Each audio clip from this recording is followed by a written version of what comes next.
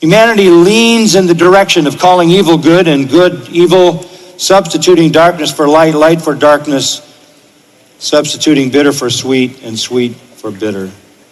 This is the nature of all of us.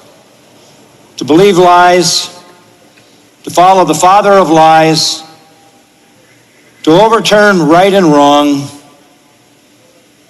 And the current situation in which we live is just another historic manifestation and picture of the perversion of humanity. As Christian followers of Christ, we look at society through the lens of the Bible, and we look around today and we see our society just collapsing all around us. We see immorality.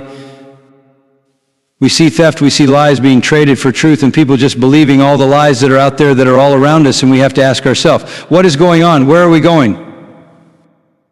What is God going to do?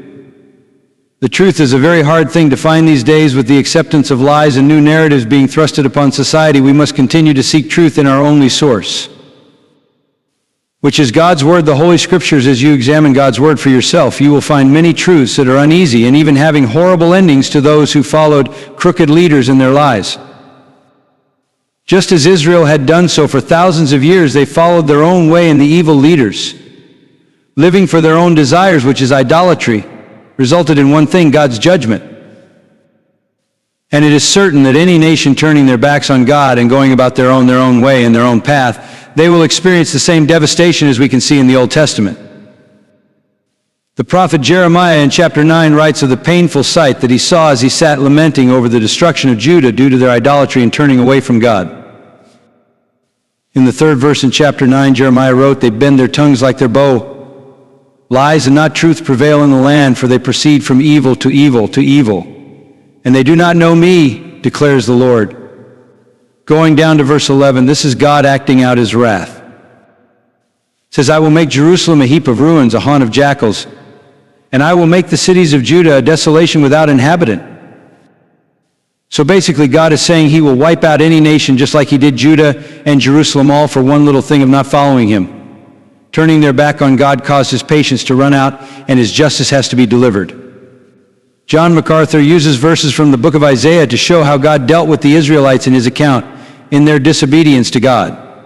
Woe to those who call evil good and good evil, who substitute darkness for light and light for darkness, who substitute bitter for sweet and sweet for bitter. Essentially, that's the sin that signals the coming of judgment. Turning truth and righteousness and virtue upside down. As the Bible states, God is a jealous God and only wants himself to be worshipped by man. If a nation denies God and if its leaders turn away from God, then there is not much left to do but expect the judgment from a just and righteous God. So what does judgment look like? Let's listen to John MacArthur describe what it looks like and exactly what we're going through today. This is characteristic of humanity. They knew God, that is, they knew God existed, that's reason. They didn't honor him as God or give thanks. They became empty in their speculations. Their foolish heart was darkened. Professing to be wise, they became fools. They exchanged the glory of the incorruptible God for an image in the form of corruptible man, birds, four-footed animals, crawling creatures. That's what I was saying earlier. They reject the true God. Reason would lead them to the true God. Reason would define the true God in terms of his creation, what they know about his creation, and what they know about his law written in their hearts. They reject all of that. They run from the true God, and they run to false gods as a way to escape the true God.